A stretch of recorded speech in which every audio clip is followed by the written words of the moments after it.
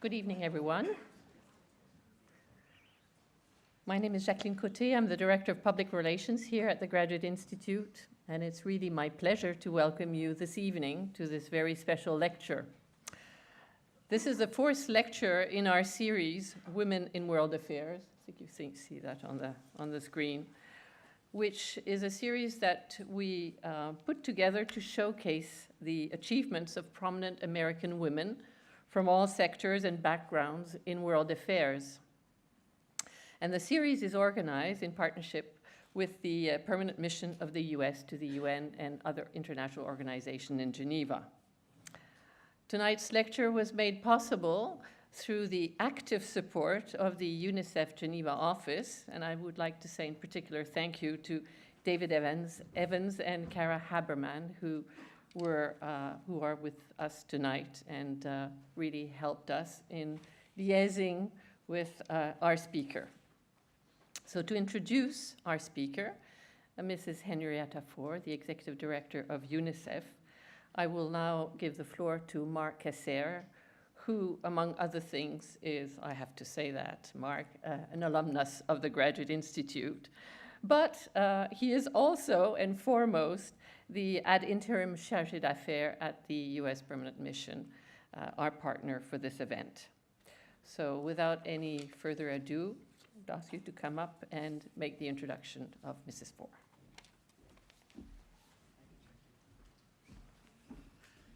Thank you, Jacqueline. Appreciate it. And welcome and good evening to everybody. I think for my part, as Jacqueline said, this is really fun for me because I get to come back to the Graduate Institute after many years away, but to participate in an event like this and to have such a great partner in the Graduate Institute for this speaker series is a real honor for me personally, but also a great pleasure and an honor for the U.S. mission because we have the opportunity to really engage in some exceptional conversations.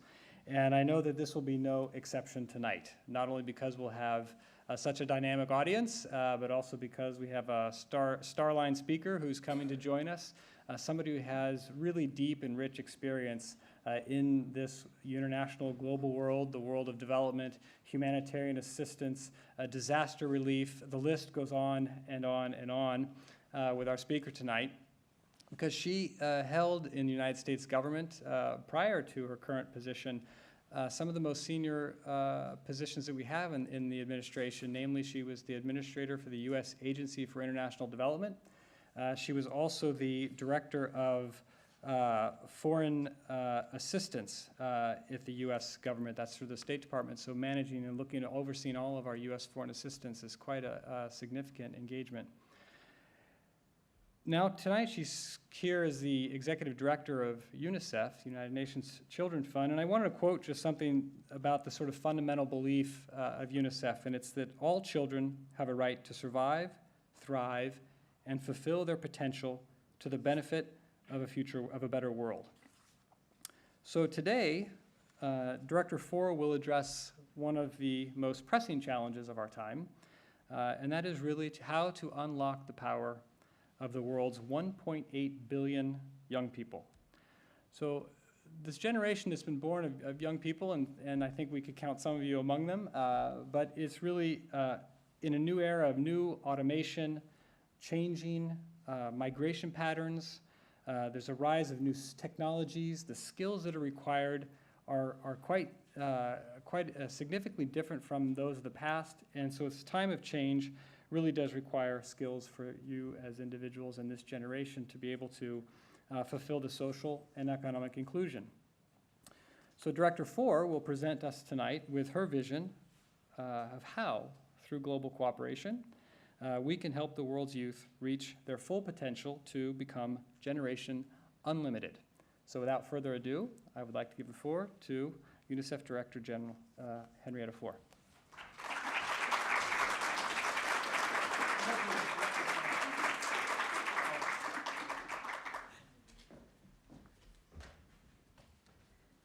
So thank you very much, Monsieur Chargé d'Affaires. It is a treat to be here. I have known about the Institute for many years, and I have always held it in high regard. So it's delightful to be among you. So thank you this evening for coming here.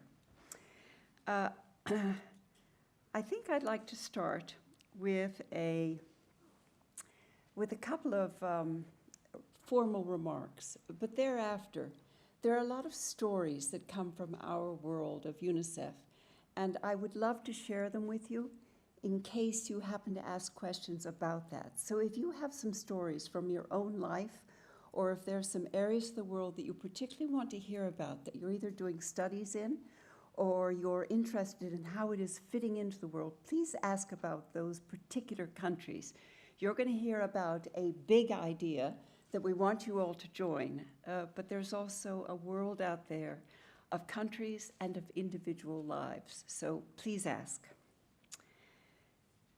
Frederick Douglass, a great American campaigner against slavery, famously said that it is easier to build strong children than it is to repair broken men.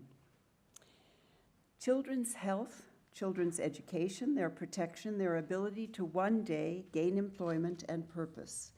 These ingredients matter, not only to children and young people themselves, but to all of us. A more prosperous and peaceful world tomorrow depends on investing in these young citizens today. So with that formal opening, let me turn to a video that we've made for you. Will there be someone who can, yes, good, dim the lights. There are 1.8 billion young people in the world today. That's a lot. Most of us live in lower-income countries. 200 million of us aren't in secondary school. A lot of us didn't even finish primary school. Even the nearest school can be too far. A waste of time. Unsafe. There are more of us. But fewer of us are working. I couldn't find a job. I'm not allowed to have one. These are our generation's problems. But our generation has the solutions. They're global and local. They're innovative. And they work. We have the solutions, And you have the power. the expertise, The resources. So let's co-create. Refine. scale up, We need classrooms that are online and on point. a second chance if at first I don't succeed. It doesn't stop at literacy or numeracy. We need new skills too. Problem-solving skills. Soft skills. Mad skills. 1 in 3 women aren't learning, training, or working, as opposed to 1 in 10 men. I don't need to find my voice. I have a voice. I just need to be heard. And we won't stop searching for new ideas. We can connect every school in the world to the internet. Instantly translate languages so we can work anywhere. Swipe right into a career. Our generation is 25% of the population. But 100% Of the future. Join us. Join us. Join us. Generation unlimited.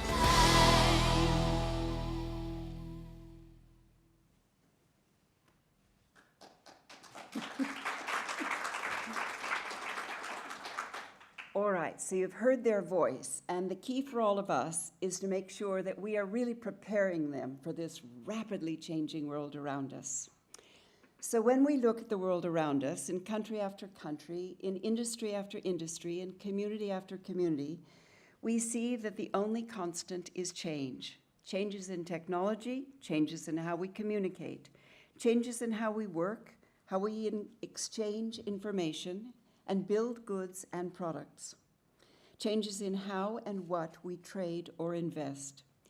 Changes in who is actually performing certain types of work, with robotics, machine learning, artificial intelligence making inroads in industry after industry. Last week with the Secretary General, we were talking to 2 experts, and we were worrying about our UN agencies and were they able to keep up in the world that was rapidly moving around us. And there were 2 comments that were made that stuck with us, one of which was that in the next 50 years, we will have more change than we have had in the last 5,000 years. So we also stood up and kind of thought, well, is that true? And then we realized that there was so much change coming, and we were worrying about how to keep up with it. And then the other comment came from the chairman of Nokia, who said, well, think about it this way. The world will never be as slow as it is today. And so then we felt that we better get moving, and that's also good for us in the United Nations. The World Economic Forum's Klaus Schwab calls this the fourth industrial revolution, and others call it globalization 4.0, the next phase of the globalized, interconnected world that the last half-century has produced.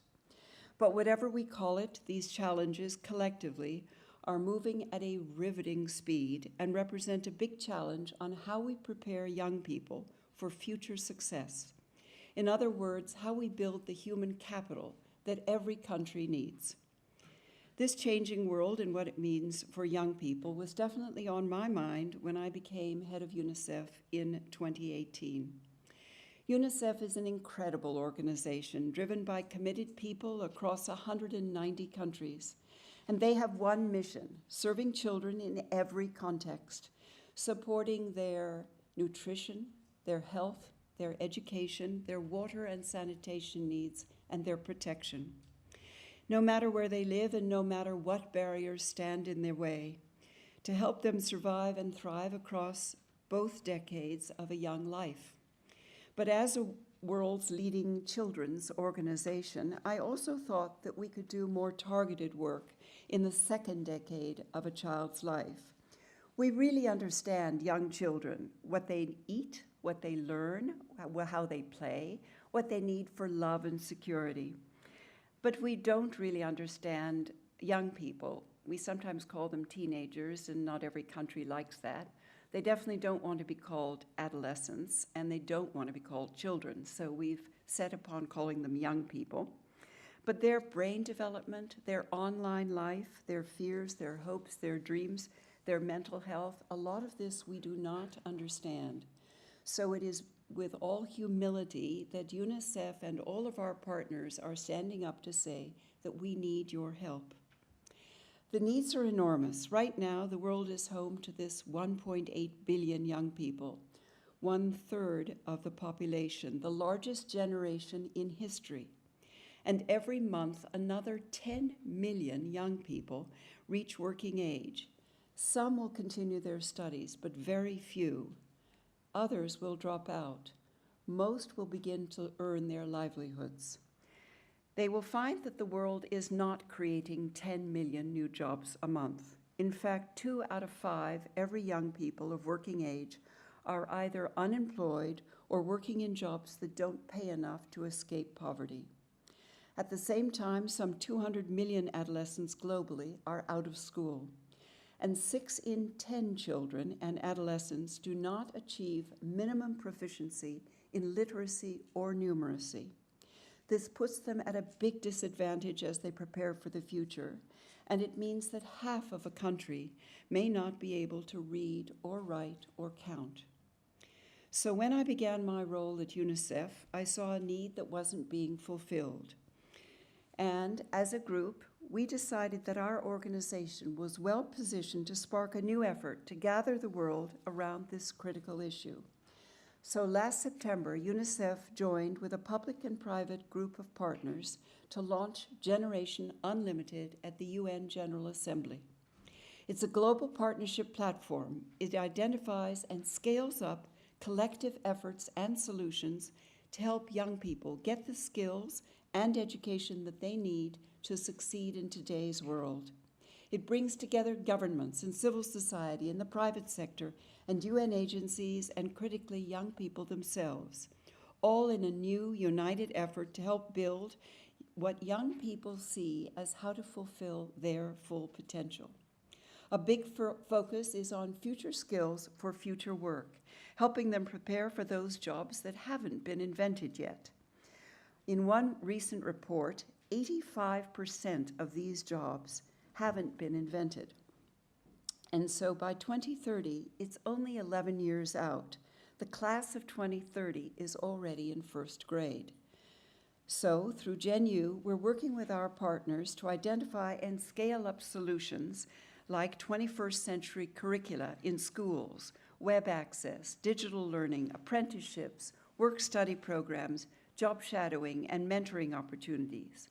And we're finding ways to help young people develop the skills that they need for today's changing workplace, a workplace that's defined by foundational skills like literacy and math, transferable skills like entrepreneurship and communications, confidence building, problem solving, and teamwork, job-specific skills like carpentry and engineering, accounting, modern agriculture, green technology, healthcare, and being a teacher. And especially digital skills. This is the #1 area that we get requests from all over the world, coding and digital communications. So we're identifying solutions that might work not only in a small community context, but scaling up those ideas to reach thousands and hundreds of thousands of young people in need. And if we do this well, it will reach millions. We're opening the door to a wide range of partners, then we seek and sort ideas and solutions. In Argentina, rural schools are using digital technology to connect isolated classrooms and teachers and educational material.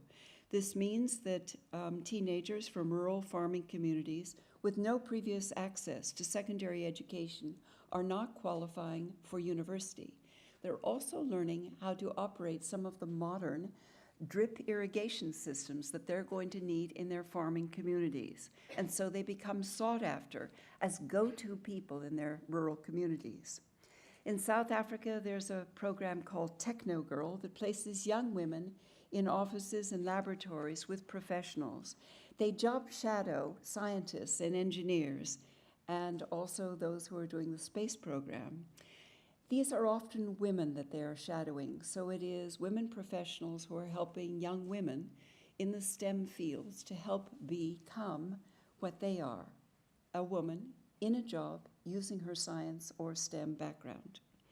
But the challenge of this scale requires not only solutions like these, but funding to bring them to scale.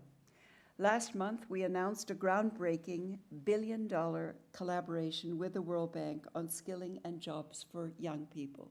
We announced $1 billion, and it can be from any area of the World Bank, from loans to grants. The challenge of the scale requires not only this, but it means that we have to have an alignment in Generation Unlimited, an investment that will enable a wide range of interventions for training, job matching, entrepreneurship, and help in expanding proven solutions to reach more young people in need. And I was just last week in San Francisco, and one of the big interests out of Silicon Valley is this whole area of job matching and how people can find skills and jobs that would fit them and be something that they can hang on to for the future. Our partners are stepping up around the world to contribute as well. Foundations such as Dubai Cares, Al-Walid Philanthropies in Saudi Arabia, Tony Elumelu Foundation in Nigeria have committed to lending their leadership, their voice, and their funding to this cause. Similarly, corporations such as Telenor, ING, and MasterCard are exploring ways to benefit young people as part of their business operations. We believe that almost every nonprofit, business, foundation, and philanthropist could be doing more to create opportunities for young people. And Genu provides a platform for all of us to have these important discussions around what is needed and the role that each of us can play. Private philanthropy is a precious and a finite resource, and it is often the leader. We need to think through ways to use this funding catalytically to help crowd in public and private capital. I believe this is a huge opportunity for Switzerland with its mix of private foundations and philanthropies and a sophisticated financial sector to be a leader in this area, and we'd be very happy to explore partnerships in this regard. Let me give you one example. It's the challenge of universal connectivity. About 364 million young people between the critical ages of 15 and 24 do not have access to the internet. It's a large missed opportunity, especially when they need 21st century skills for the workplace. In Silicon Valley, I heard a number of tech leaders who were in support of the idea of expanding connectivity to every community, every school, and every young person everywhere, no matter how remote, isolated, or economically disadvantaged they might be. It's an opportunity to provide access to learning, to improve the quality of learning, to help children and young people benefit from teachers and good curriculum from virtually anywhere in their home language. Here again, partnerships are critical. In the late 1990s, governments, NGOs, and agencies like UNICEF joined forces in creating Gavi, the Global Vaccine Alliance. We work closely with the pharmaceutical industry on a series of market-shaping initiatives, including common bids for product, to ensure fair pricing, a stable and guaranteed supply of these life-saving vaccines. We want to do the same with connectivity, to ensure that these kilobytes reach those most in need, the most remote and vulnerable populations, and to create a Gavi for gigabytes. At UNICEF, we're taking the first step. With Project Connect, we're mapping all of the schools in the world and their connectivity using data science, satellite imagery, and machine learning. We want to help governments and network providers identify connectivity deserts and then address this issue with a blend of public and private finance. So far, we've mapped 800,000 schools in 10 countries. In Kyrgyzstan, together with the government, we've connected about 400 schools to the internet, with 300 more in the pipeline. And we're exploring new avenues of collaboration with companies involved in low Earth orbit satellites and other technologies. For example, OneWeb recently connected 6 schools in rural areas. They're now planning a constellation of 2,000 low Earth orbit satellites to connect even more. Along with other players like Amazon and SpaceX, these companies are blanketing the world with connectivity. We want to harness this connectivity for a specific purpose, to reach more children and young people with quality education and skills training, and we hope to connect every school. Our innovation team is also exploring new partnerships with companies involved in artificial intelligence and machine learning to ensure that the education and learning that young people are receiving fits local markets. And let's not stop there. How could we modernize secondary school curriculum in every country? How could we have work-study programs worldwide? How could we provide young people with the skills they need for jobs in rapidly growing sectors, such as the green economy? How could we harness the data of job matching platforms to shorten the feedback loop between employers and educational providers? How could we all mentor or offer a day's job shadow to a young person? In short, Genu depends on ideas, big and small, and partners, local and global, all working together over the long term to deliver results. And it depends on working with young people themselves. They know better than anyone what they need. So from the start, Genu has been about young people taking the lead. As they say, nothing about us without us. And they have named us Generation Unlimited. That was their term. They said it's our time, it's our turn, and it's our unlimited future. So in addition to gathering promising ideas from governments and businesses, we've also issued a youth challenge in 16 countries to bring together young innovators to develop solutions. The most promising and scalable ideas will receive seed funding and mentorship from Genu partners. Local solutions to local problems and creating local entrepreneurs. In Kenya this year, an exhibition fair showcased a number of inspiring youth-led initiatives. We saw solutions like online learning classes in business, engineering, science, and technology, a portable solar-powered device that contains pre-recorded lessons for children in remote communities, an online hub linking pregnant girls in marginalized communities with antenatal care, even a student-led project to design and deliver prosthetic limbs to underprivileged youth in Nairobi. In other words, Genu partners are not leading this initiative for young people, they're leading it with young people. We want to follow their lead and support them in any way that we can to achieve impact and benefit more people in more communities. The fourth industrial revolution doesn't have to be a threat. It can be an opportunity to scale up education, skills, and opportunities for young people. So I'd love to hear from you today, any ideas or solutions you have seen, so that we can hear about them and see if we can scale them up. After all, every country, large and small, depends on the economic firepower of their young people. Their education, their outlook, their job prospects matter to all of us. Let's work together to find new ways to equip young people with the education and skills that they need to shape a better future for themselves and for our world.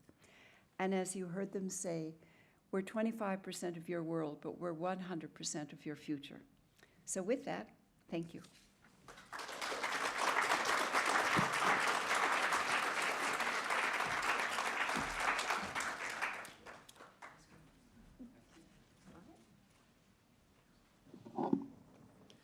Well, that was fantastic. It's extremely inspiring because I think so often we talk about the future with a lot of gloom and doom, but you provide us with a vision for how we can make the world a better place, which I think is really, really extraordinary and very motivating.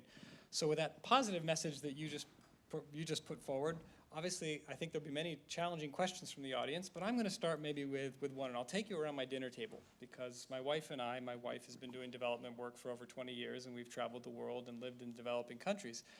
And we have found that it is extremely difficult to actually achieve the results that you desire in development work, even to the effect of having education programs where we've seen that one challenge seems to uncover another challenge, and to be able to truly scale up the way you talk about, I think would like to hear a little more about how that can actually happen, because when in practical terms, my wife and I, as I said, we talk around the table and we'd say, well, gee, this has been tried. We've tried public-private partnerships. We have tried innovative programs, and yes, they've been successful, but they've been successful here, and then we scale it up, and the moment we try to do that, it hasn't necessarily worked the same way, whether it's because the teachers themselves don't necessarily have the education level that's required to transmit the skills, or because the institutions around them don't necessarily support that kind of innovation, or because the financing is insufficient. And so you talked a lot about how companies can support it, how individuals can support it, but maybe if you could tell us a little bit more how you actually go from where we are today to true scale up in an effective way in both big scope and then down to the micro level. No small question. No. All right, so development is not easy. It's extremely complex, and it's long-term, and we all know that, but it doesn't mean that you don't do it. And it doesn't mean that you get daunted the first time that you get a no. So you have to keep at it. But I, for one, think public-private partnerships work, and they work because we are not the same in our funding, in our skills, in our capacities, and that helps. It's just like being in a classroom or being in a family. If you come from different skill areas or different backgrounds, you will strengthen each other. So let me give you a couple of ways that I think you can scale up. So one is using the United Nations supply chains. So in Kenya, there was a young group of entrepreneurs who decided that they wanted to tackle malnutrition. And most of you know, who have worked in the field of nutrition, that we usually put a band around a child's arm to see what level of nourishment they have. And for the first 5 years of life, a baby's arm is often the same size, a chubby baby versus a growing 4-year-old. And so that becomes a measurement to know that it's a healthy baby. So it's a piece of paper that we put around the arm so that you can do it in South Sudan, you can do it in the most remote places that have no other connections. We then, so that maybe, let's say that's this big. And then if a child is undernourished, it's this big. And when they're severely undernourished, it's this big. So this company said, using facial recognition, I can anticipate what nourishment level the child is at. So they have used facial recognition, and they came out at 98% accurate, better than using our little paper. So in the supply chains of an entity like UNICEF, we could put that innovation. And you can scale up with UNICEF because we're 190 countries. There are lots of children under the age of 5 in this world, and we can use it. So there's an immediate help. The second instance is harder because it's dependent upon others. So the example I gave you for Argentina, in which there's remote learning, is something that every country in the world could do. So you have a secondary school that's working well in an urban area, and there's some very good teachers there, and they connect remotely to a school. What we have to do is to get them a satellite dish, and we have to get them enough money that they can afford connectivity. This is very inexpensive in some countries. In Argentina, the country took it on. They said, we will connect 70% of those that are unconnected in our country within the year. It's more difficult in a place like the Amazon, where we could only afford 2 hours of connectivity a day, but at least we'll start with it. So money always comes in as an issue.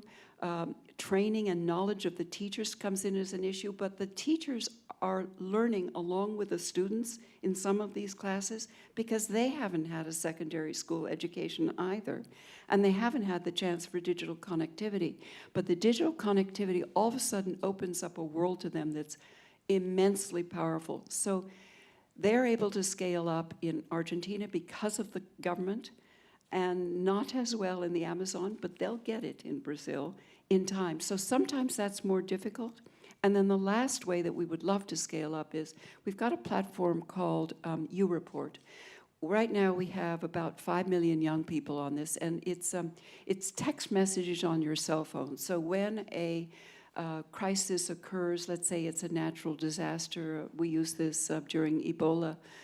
We are now using it in Democratic Republic of Congo on the Ebola outbreak, but young people can text message to each other about how to stay safe, which roads are open, which areas are getting the Ebola.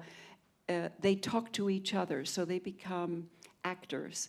We'd like to get 100 million on this platform. We think we can, but what we need is platform donors. This is public-private. Silicon Valley in the United States is clearly a great partner for this. So I think there are lots of ways to scale up, and we just can't be daunted by the fact that it's difficult, it's complex, and you often have partners who are underfunded or not as committed. But if we're committed, they'll get there. Thank you. I now have some good arguments. Next time my wife and kids and I have a debate about scale up. Another challenge that I think I think I'd like to hear a little bit more about is the fact that so many people have fled conflicts. There's challenges of extremism, of cultural divisions, and other types of disruptions, discrimination, and these are factors that play heavily into education as well. And so, how do you see how do you see connecting with the Genu through these various challenges? So conflict is the number one area that we have that's exacerbating problems for young people around the world. It makes it very difficult. When you leave your school system anywhere in the world, it's very hard if you go to another country. So for Syrian refugees, let us say. As you know, in Syria there are about 5.6 million children that either are internally displaced or moved to a nearby town, so they don't consider themselves really displaced, but they just sort of moved nearby. That's a lot. There are maybe 3 million that are refugees that are in another country. Sometimes they are in a country where they understand the language, and sometimes they are not. And when you all of a sudden land in Greece, you have to learn Greek. And they are generous enough and thoughtful enough that you actually can enter the Greek school system. But it's difficult. You're 15 years old, you're 12 years old, you thought you knew something, but if you can't speak the language, you can't actually show that you know much. So one of the things we're trying to do is to get certificates of the levels of education that you've achieved. So let's say a Syrian refugee who's gone into Lebanon.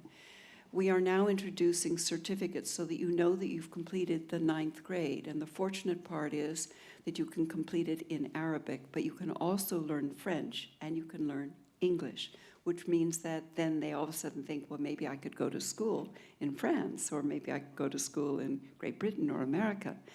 So all of that begins to open up opportunities, but those certificates are very important. So we've been working with Cambridge University to get certificates for young people, this age group, for Generation Unlimited, because they care the most, because either they're going to drop out or they're going to be able to go on in school. And so we'd like them to go on in school, but they will drop out if they have the wrong language, if they're not in school, and if we can't get them there. We've just gotten some indications that for the Rohingya refugees in Cox's Bazar, that we will be able to actually teach them a formal Myanmar education. That would be a big step forward. Right now, they're in learning centers.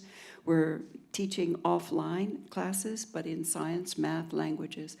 But conflicts create internally displaced young people, and it creates refugees, and it's very, very hard.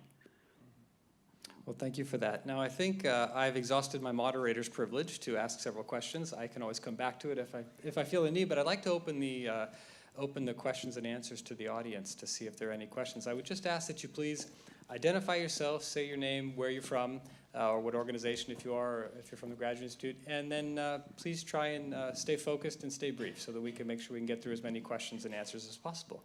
Thank you very much. There's a young lady here. Hi, my name's Margot, and actually I work at UNICEF. I'm wondering, in the face of unprecedented student-led climate strikes right now, and messages from influential young people like Greta Thunberg, and the fact that UN experts have predicted or warned that we have less than 12 years to avoid climate catastrophe, do you think that UNICEF is doing enough to respond to this and to protect the environment for young people? And also, I'm wondering if you think that these partnerships, like with the private sector, are doing enough in this context, and if UNICEF should be taking a more leadership role in this, considering that all of the rest of UNICEF's work is significantly more difficult if children don't have an environment to live in. So, Margot, I'm glad you're working at UNICEF. So the answer is none of us are doing enough. You know, when you come to Switzerland, you're always impressed by the recycling centers and the awareness that's in all of the schools here. We don't have that worldwide. So part of it also is that we make sure that awareness is being taught in all the schools. But we need to do more as UNICEF, and I think that what's happened in the past is we thought that maybe other agencies would take care of it and we didn't need to. But I think the need is so great that all of us need to, and that's, I think, one of the things that we're now trying to think about what we should do. So I talked about this today with our European Regional Management Team meeting, because we've got a number of suggestions. So if anybody wants to vote here, UNICEF could be working on air, we could be working on land, we could be working on water, and we do work on all of these, but not yet at a scale and not something that is one area that we're really known for. So we have several suggestions. One is that students all around the world could be putting up air quality monitors on their schools. It would not only bring awareness, but they would then understand what the air quality was, what they could do about it, and that would be something we could do. Another is there's a company, public-private partnerships, called Conceptos Plásticos, in which you can gather bottles and plastic candy wrappers and everything else and toss them into a recycling center, and they come out as these bricks that look like jigsaw puzzles, and you can build a school with it. So maybe that we should be in recycling, because then young people could all earn a little bit of money and it would get them to clean up their environment and it would be productive and we'd have more schoolhouses. And then water, cleaning waters, this is an area of expertise that we have. So, you know, couldn't we do that? We are deeply worried about some of the water aquifers in the Jordan Valley and Yemen. We're deeply worried in Syria. We have big water programs in these countries. You know, maybe we should be doing clean water. So if anybody wants to suggest what UNICEF should be known for, we're really open, and you can grab Margot today and tell her. Okay, but we need to do more. Thank you. I believe we have a question, gentleman in the second row. Fokko Wientjes, DSM, and we are a proud partner of UNICEF. You mentioned public-private partnerships, and I'm a strong believer in public-private partnerships. You also mentioned that we need to come up with local solutions. What do you see as the role of multinational companies as part of this public-private partnership thinking? What do multinational companies need to bring to the party in your mind? So this individual, Fokko, happens to know this subject really well, and they have a wonderful program, which maybe, Fokko, you would talk about, because multinational companies are really forces for good when they think about how to help us as a world. This particular case is about maybe we could help 1 million farmers in Africa if we really stepped it up. So, Fokko, will you talk about what you're doing in Kenya? So you're asking me to answer that Yes. question? Yes, because you should tell everyone what you're doing. It gives everyone a good idea. All right, okay. Well, first of all, I think the ED that we're seeing here on stage is one who's never satisfied and is always driving for more and more and more. So I really am very happy to see you driving up the ambition level. What we see is that we need to find more jobs, absolutely what you're saying. And what we have done in Rwanda is we invested in food processing and in thereby getting a whole supply chain on board. If you get stable food processing, then you can have farmers develop their practices because they know they have a market. And that you take away the volatility.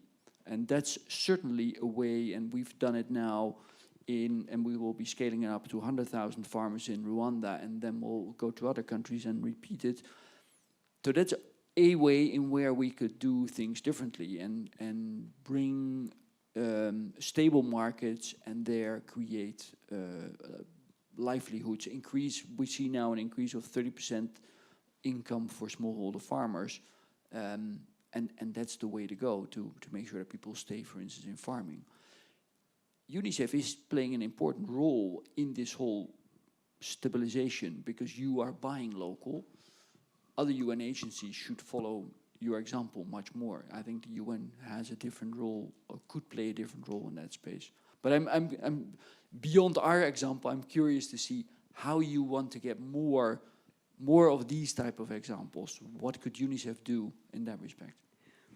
All right, so I stand corrected. You may talk about the Rwanda example. And but one of the things that you did was you guaranteed the farmers an income that you would buy their produce. And that makes a big difference. So that's an example of something where we're trying to keep farmers on the land. As you probably know, young people don't want to be farmers anymore. They don't want to follow their parents as small shareholder farmers. So we have to come up with ways that they would like to become a farmer and that they can make enough of a livelihood for being a farmer.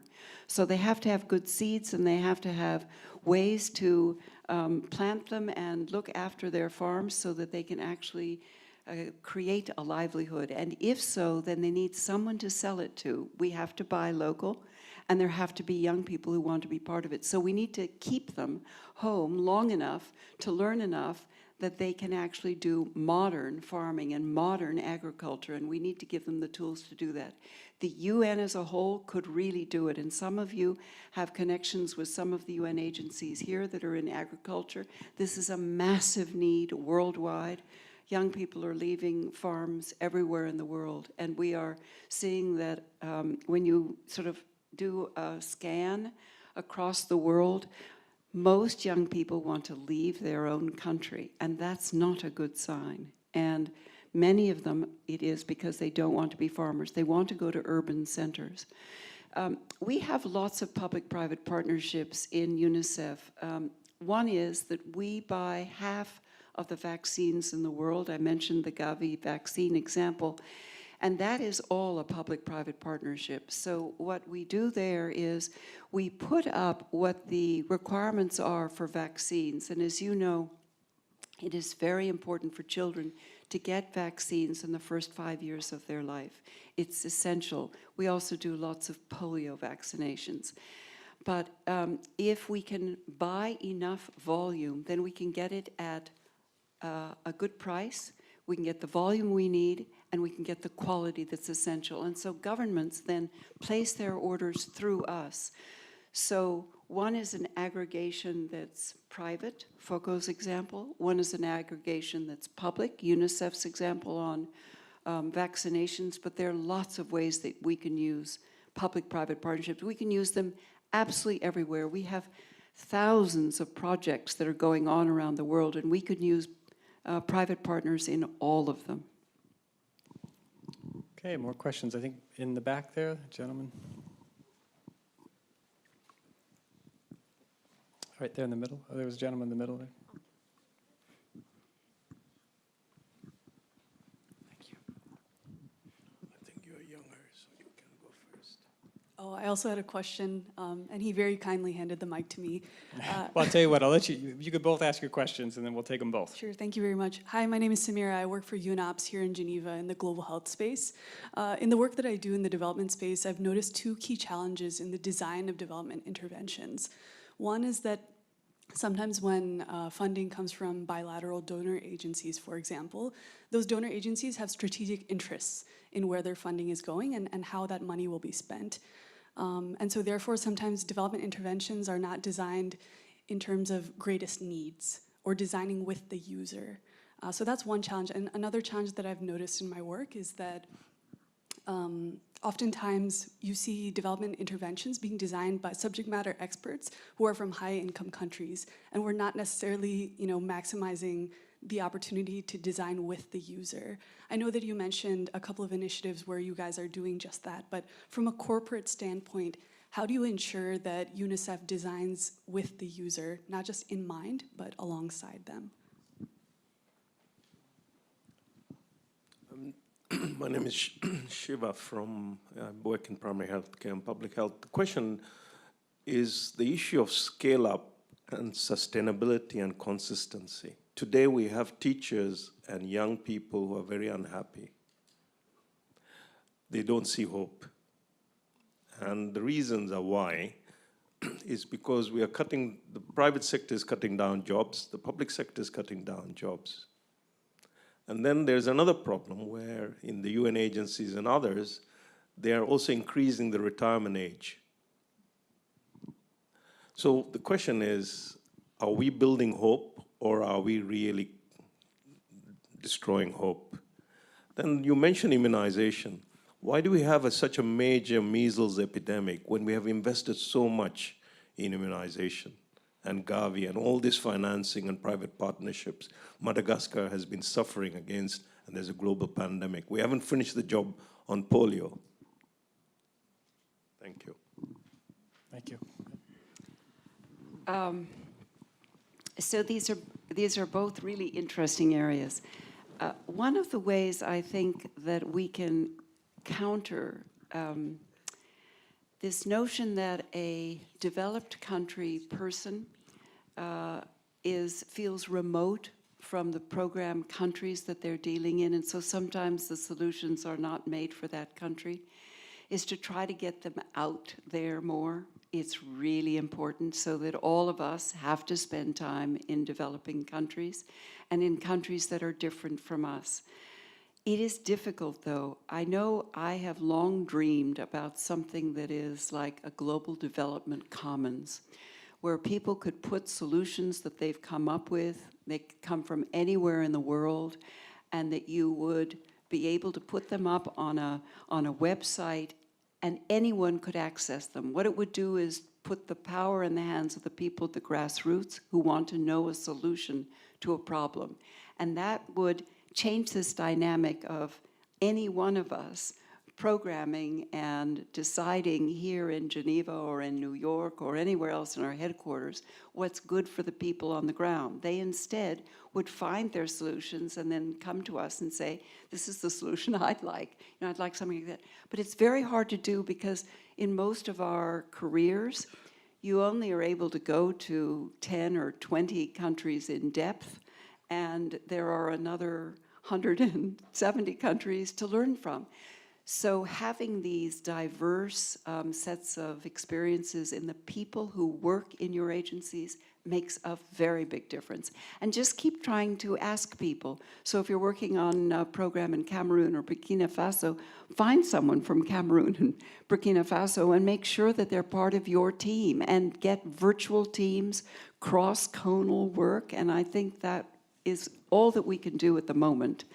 But in the years to come, I'm sure there will be lots of virtual ways that we can do these. But we all have to guard against it and make sure that we are really coming up with local solutions.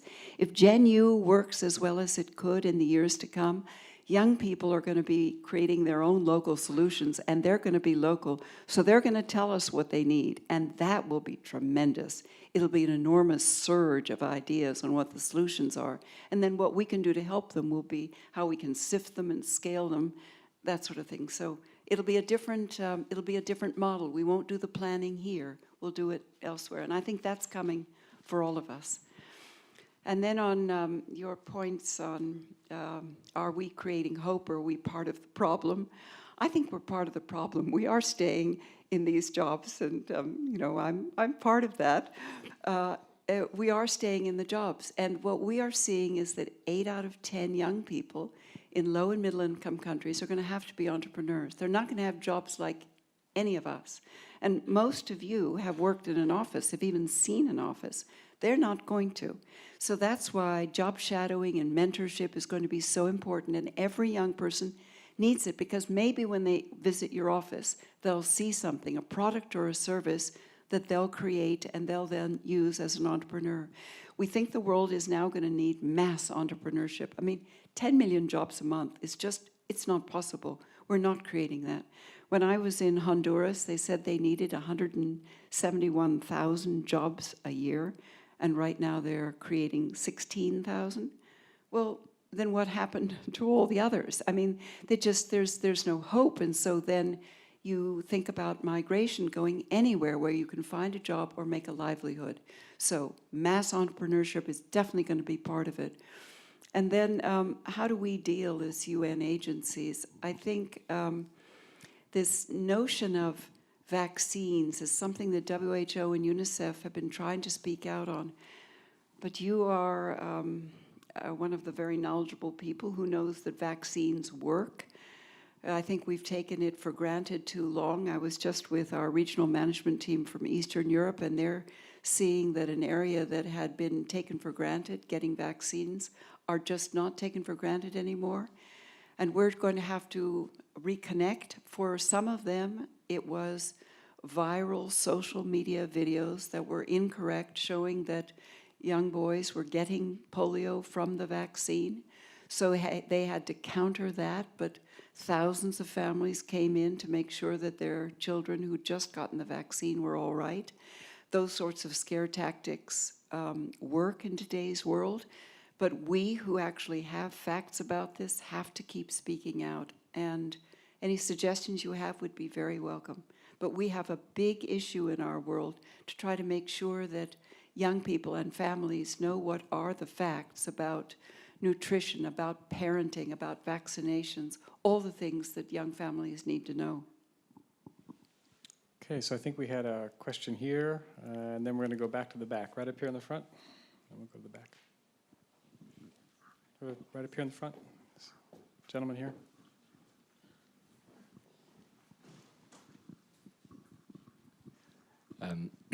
Thank you for the opportunity. My name is Nat Wong.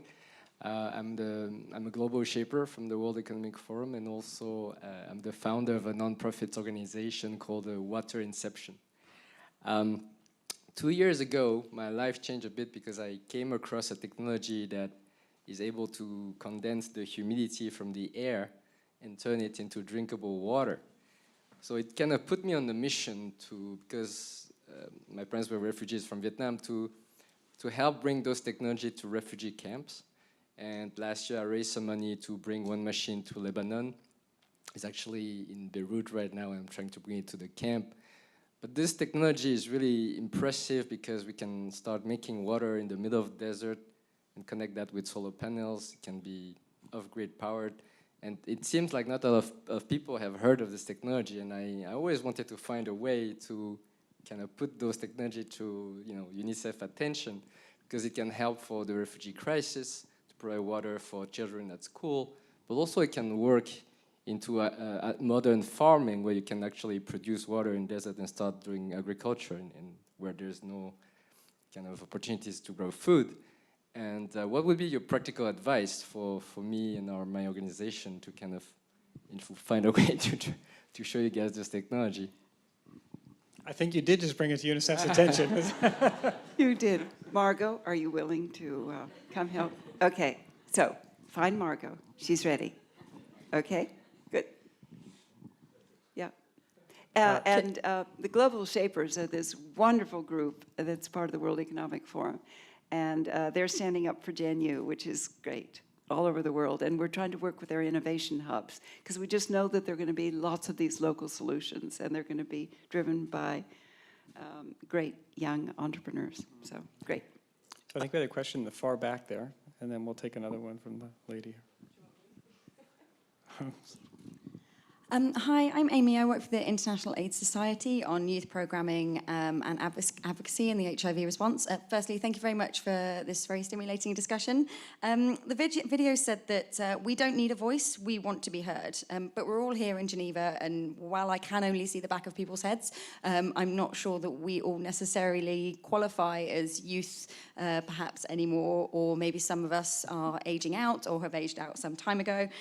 With this in mind, how can we facilitate greater representation and amplify youth voices without coming across as very paternalistic and in the face of increasingly squeezed funding for youth responses? All right, so is there anybody here under the age of 24 that would like to answer that question?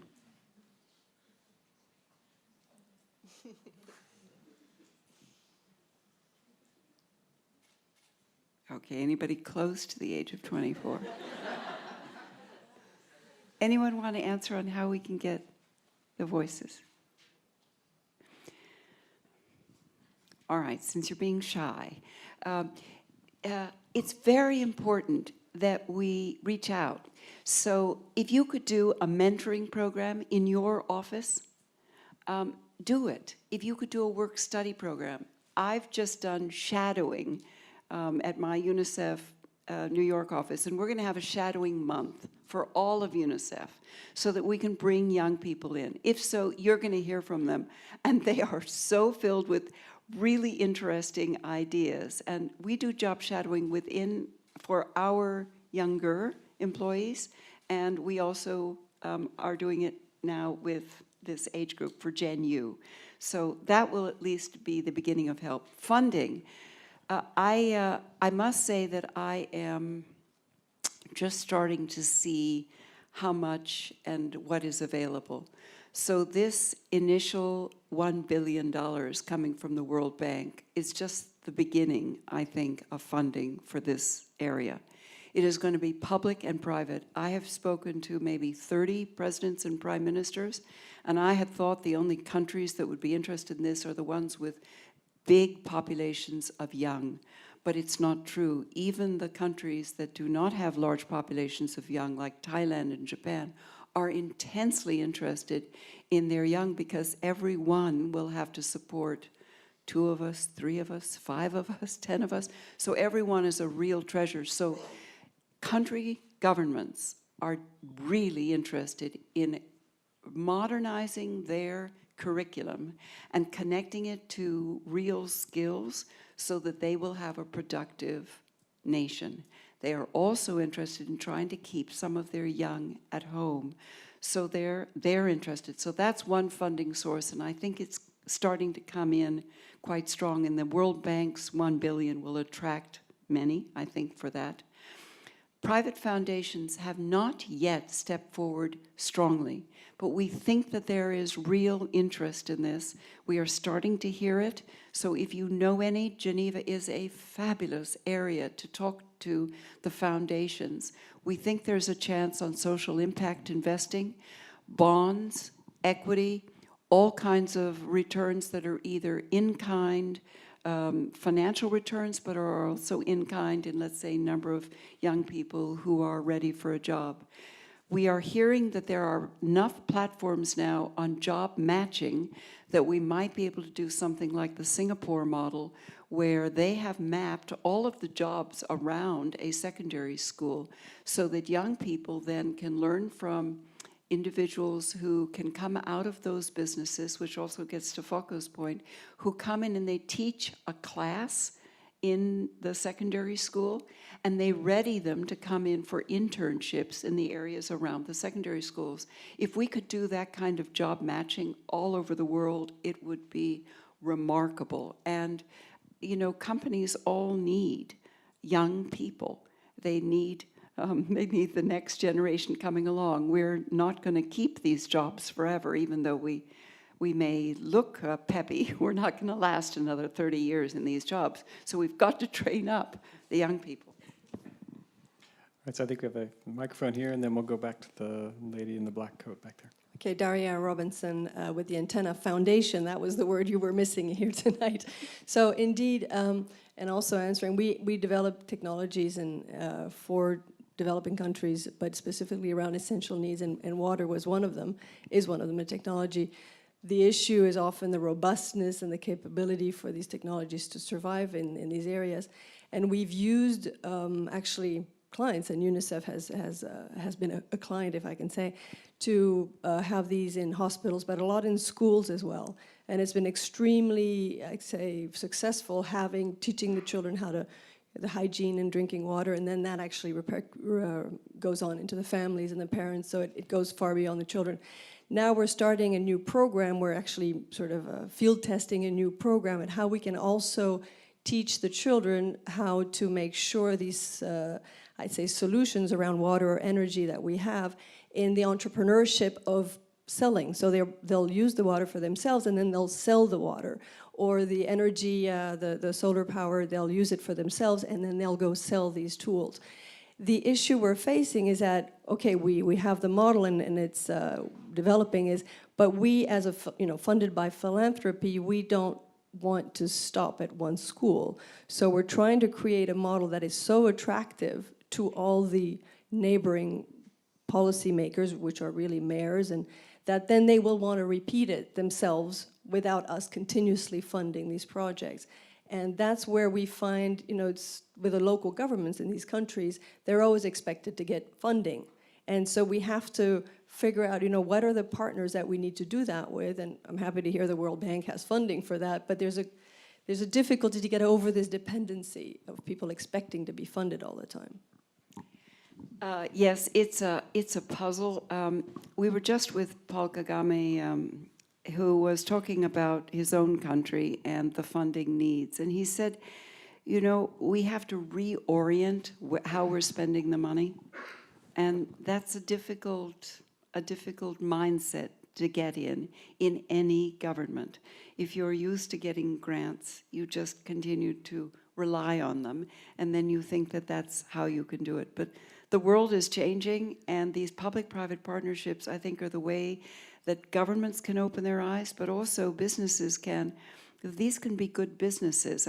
When I was in India, there's a program, Swachh Bharat, which I do not know if you've been involved in. So this is Clean India, and Prime Minister Modi decided that they really wanted to end open defecation.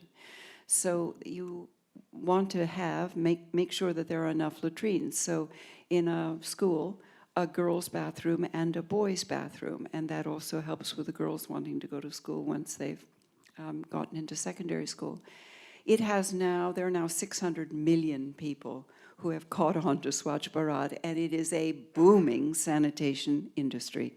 And there are so many new entrepreneurs who've learned how to sell various hand-washing faucets and commodes of all sorts. A lot of them are women entrepreneurs, and they are excited about it because it's changing their country. But it's opened up entrepreneurial ideas. The government put in a little bit of seed funding, but then it just went on as a private sector initiative.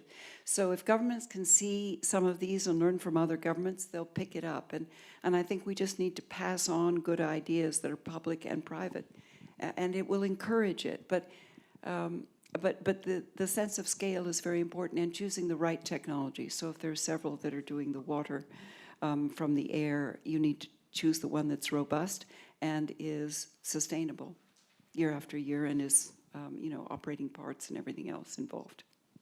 Yeah. Thank you. So I think the lady here in the back middle. Thank you very much. Friederike Seidel, former UNICEF staff and now managing the WCC UNICEF partnership.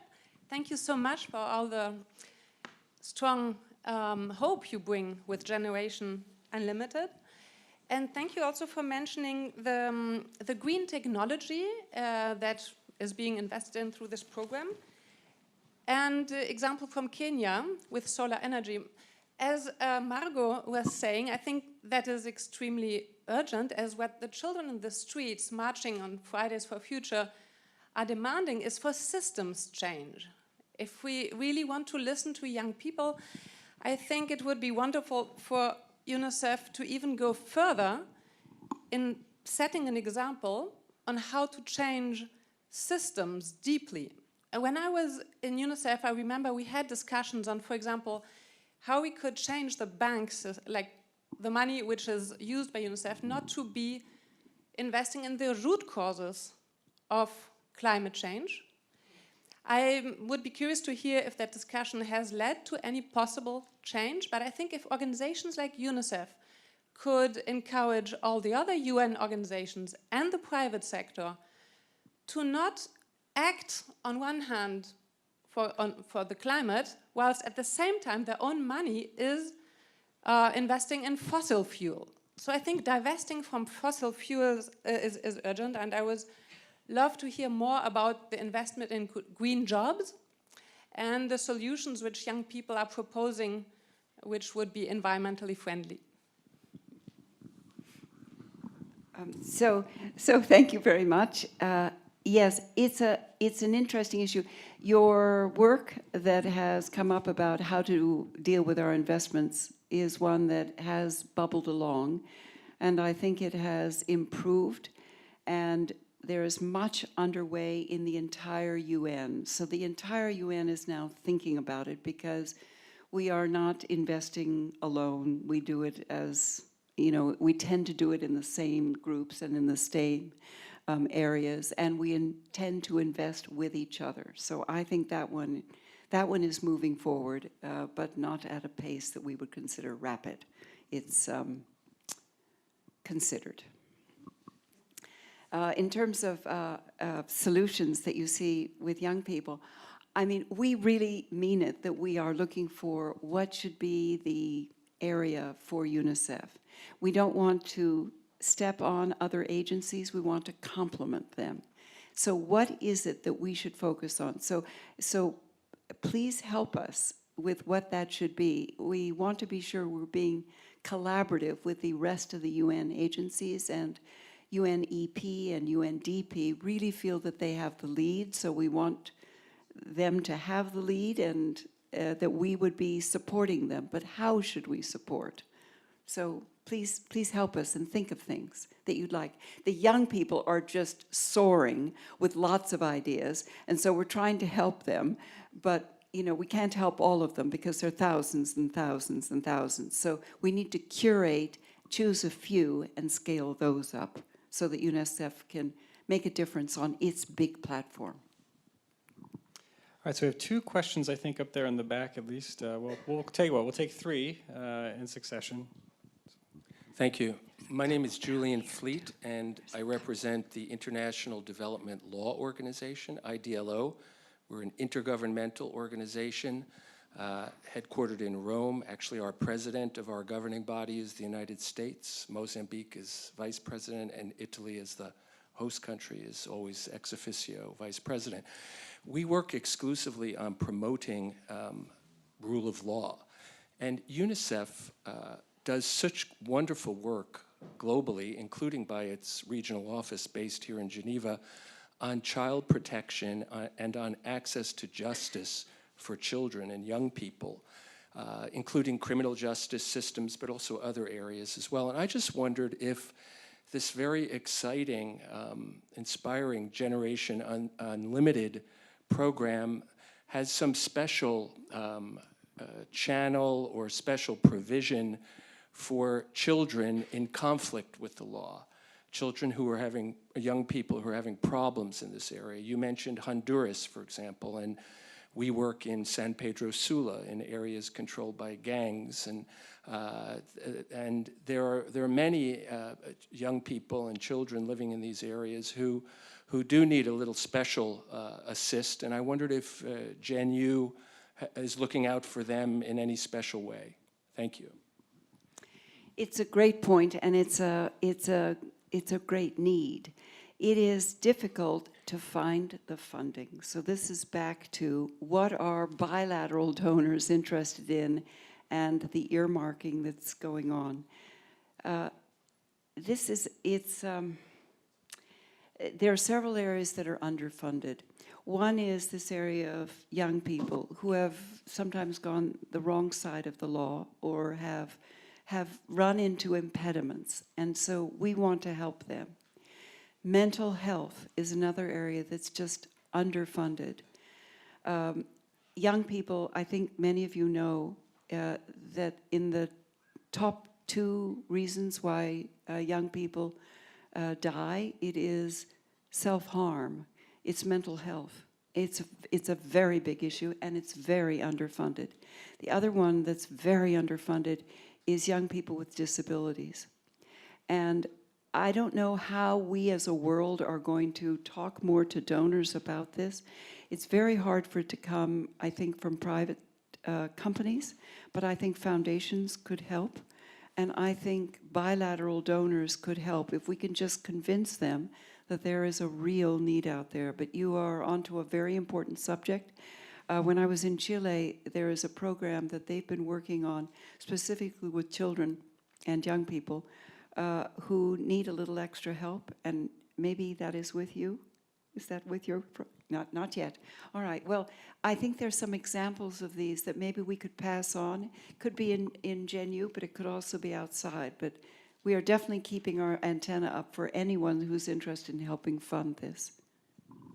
So I think we had 2 more up there. Let's take them together, and then we'll come back down over here. Thank you very much for the presentation, and I think it's a real need, the Generation Unlimited. One of the things you keep saying is, tell us, we want to hear about these programs. And I had the honor of hearing you speak in the summer when you presented. You launched the Generation Unlimited discussion. And at the time, I had mentioned that we have, I'm in contact with a few programs, and since then more programs, and particularly one in Honduras. Actually, we've mentioned Honduras because it is a very difficult country. There's a wonderful program for secondary school children in the rural areas that have been created, and they've developed, they actually fund their own, part of their own education through local community enterprises, which I think is a fantastic model. You mentioned a whole lot of things going on, and I know exactly the same things going on in India, in Nepal, and programs that are existing. And my feeling is we need to find some sort of structure, some sort of system where we can leverage this knowledge which is out there, which is on the ground, which is at the grassroots sources that are happening right now, and yet nobody's talking to each other. And I actually find scalability a rather dirty word, because sometimes scalability, the need to be able to scale, really stops us from looking at some of the small grassroots organizations which are doing incredible work and could be given as examples. They cannot necessarily be scaled, but certainly can give great models that can be repeated. And so I would like you to say, or give us some indication of how we can actually tangibly go forward to really do this kind of leveraging of this existing wisdom. Yes, so in our sense of scaling, replicating is scaling. So you can scale horizontally or vertically, and you're absolutely right that there are so many of these wise, smart, efficient, effective programs that are on the ground now. And we want to build on that. So We don't want to reinvent. We want to build on the ones that are out there. So tell us the ones that are out there, and we would love to try to replicate or scale. There is a sifting and sorting, and because we're starting up, you know, not everything has been attended to as quickly as we could. So if we haven't responded on something, keep sending it in. Oh. Okay, so. Write to me and but you know, it's very abstract. Tell us. Okay. But how do we tell you? Good. Okay. So if you don't catch Margot, R. Benes, B as in boy, ENES, at unicef.org. And if you were to go online, generationunlimited.org, you'd see this all over the website. Yes, just send them in, say, I've seen this. It's working in Honduras, it's in San Pedro Sula, it's up in, you know, this region or that. I think it's replicable throughout Central America or throughout Honduras or throughout the highlands. But so add in your own knowledge, you know, like I think it's replicable here or there. And Margot will be working 24 hours a day from the next 365 days. Next, so the last question up there in the end, then we'll come back down here.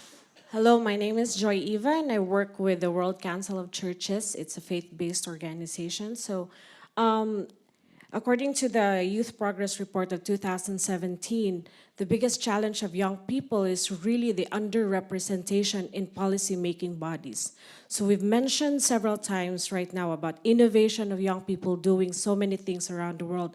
But I was really waiting of how the UNICEF is pushing out and really like being more intentional in accountability to governments and even these private partners on how we put young people in the policy-making or decision-making bodies. Because aside from doing this work and innovations from young people, it is very important to note that policies, laws in different countries is very important also for implementation alongside all this innovation. So how do you, the UNICEF, is pushing for accountability more intentionally with putting young people in policy-making bodies? So we have young people on the Genu board because we knew we needed that, but we also are reaching out virtually on all of our big decisions. So 7,000, 10,000, 20,000 young people will vote or will tell us what policies we should be having. So we're doing it at home. But in every country, we have young people's groups, and we are trying to make sure that they are heard in various ministries on the issues that they're interested in. We've been focused on also working with parliaments so that there are more young people that talk to the parliaments. We have not been focusing on running candidates for parliaments, but rather that the youth voice can be heard by the governing bodies, the ministries and the parliaments. There is also a strong move on this particular year because this is the 30th anniversary of the Convention on the Rights of the Child. And as a result, we've been advocating for children and young people for 30 years. But in this next 30 years, what we want to do is to realize those rights. So what are the concrete solutions that countries can have for children and young people? This is an ideal time for young people to be talking to their governments about what policies they'd like to see in their country. And some are really speaking up strongly. I mean, like there are some countries in which they are saying, we want early childhood education. We want it to be ubiquitous. We want it to be available to everyone in the country, whether they are rich or poor, sort of like the Chile example. But it's very important that young people have a voice. On the week of November 20th, we celebrate Children's Day, World Children's Day. And what we do at that time is young people of any age, 18 and under, any age, take over parliaments, they take over the news stations, they take over all the policy places within countries. So if in the country you'd like to be in, if we can help get you into one of those spots, we'd be delighted to. And anyone else who has friends or groups that are at work in various countries, tell us, because this is a chance for your voices to be heard. It's just a day, but a day can be very important. Okay, next question. You said. Oh, it was this couple right here. Okay, so I think we have the gentleman, lady and gentleman right here in front. Thanks very much. I thought I'd been passed over because I was so far away from being young. And probably the wrong gender as well. But anyway, my name's Bruce Dick, and I work as an independent consultant in the field of adolescent health. But I think I was the first person at UNICEF in the early 90s who had youth in my job title. And it's just wonderful to hear an executive director of UNICEF talking with such passion and commitment and open-mindedness and imagination about children in the second decade. So that's just wonderful.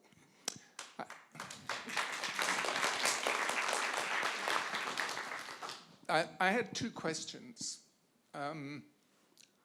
One, it was a real challenge when we were moving the youth agenda initially to get people in UNICEF to not always just think about little children. And so I'm interested to know what you're doing. This is a kind of internal UNICEF question.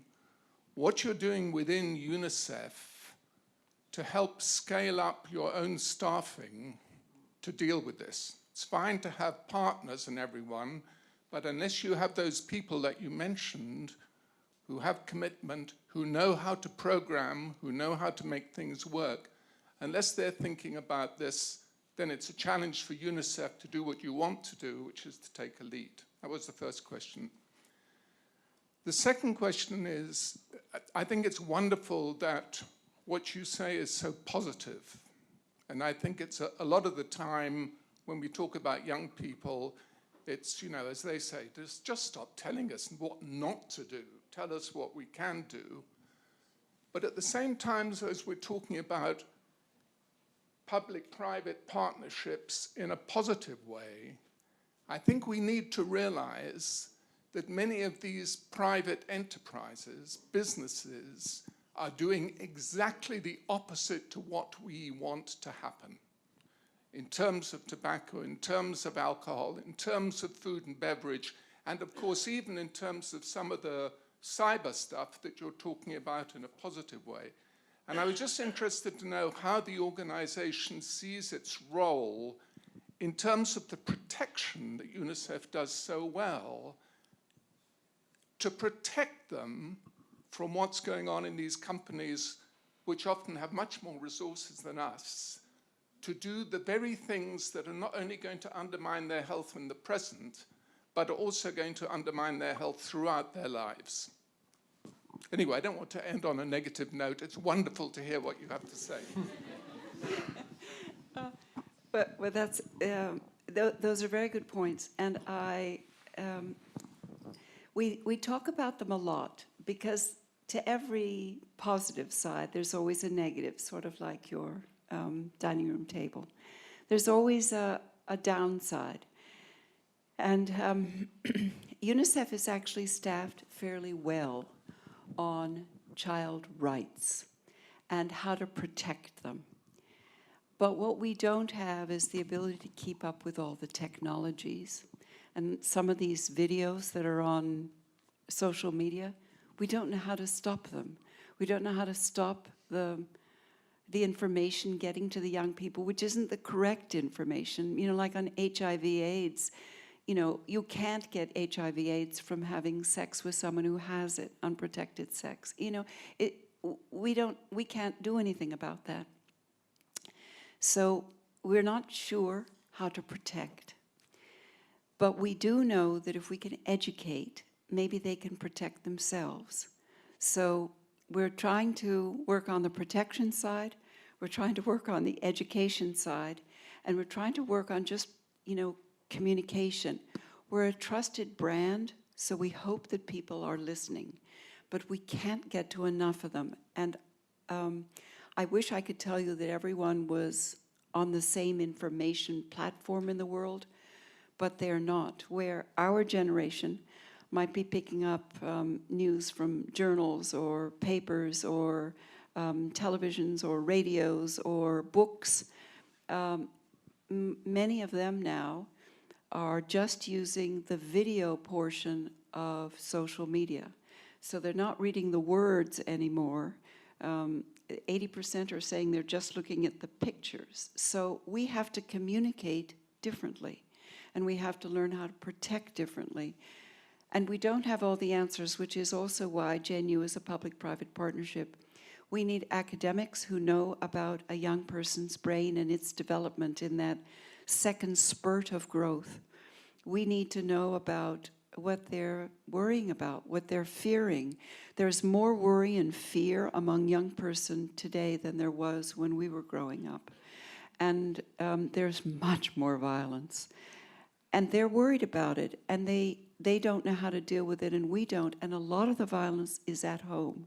So most young people will tell you that they have had some form of violence in their own home in the last week, and that they have experienced online bullying, that they have experienced it in their schoolyards, on the way to school, and going home from school. And you know the problems on, teachers asking for sex in exchange for grades. I mean, it is a very violent and worrying world out there for them. So how do we get them enough information, and how do we protect them? And we don't have all the answers, but we could really use youth advocates and youth professionals like you helping us. You don't have to come take a job, but if you could help us, and if you could help us in what we need to know and how we can protect and look after them, we are all ears. And the lady next to you also had her hand up. I don't know if... I think we have the one last... It's time, that's it. All right. We have one last question? I probably stole her question anyway. Did you? We'll take one last question, then we'll wrap it up. Is that okay with you? If you don't have one, I'll ask one. Hi, my name is Jane Ferguson. I'm married to Bruce, and I've also worked in this space in adolescent health, but for WHO for many, many years. And my question was quite similar, and it did have to do with UNICEF as an organization, which I've also had the pleasure to work with lots, and the strength that UNICEF has in terms of working multi-sectorally and with many NGOs and governments and things like that. And when I see the name is brilliant, I think this is absolutely brilliant. I always think of UNICEF as being incredibly focused, although able to cover the wide spectrum.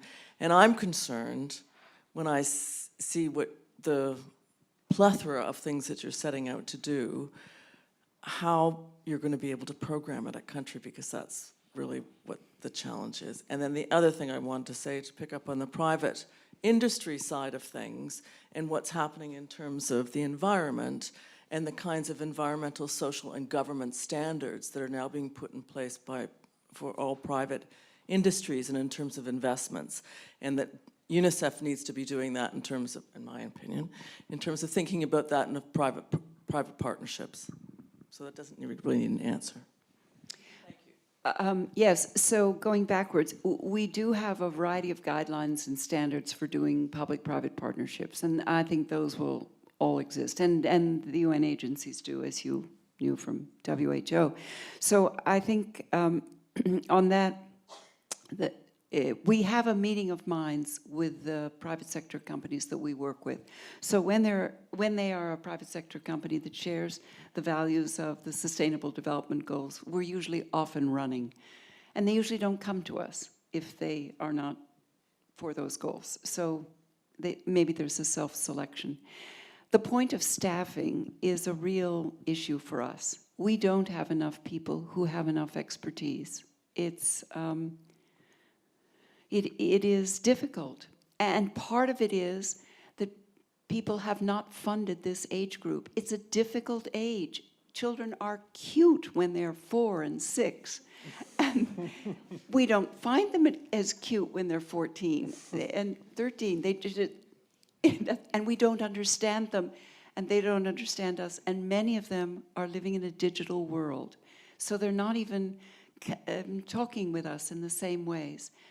So it's hard to get funding, but I think that if we believe in the future of our world, we have got to try to create a movement here to try to help these young people. They are numerous, and they are coming fast, and the world is changing fast, and they are worried about their futures, and it's all understandable.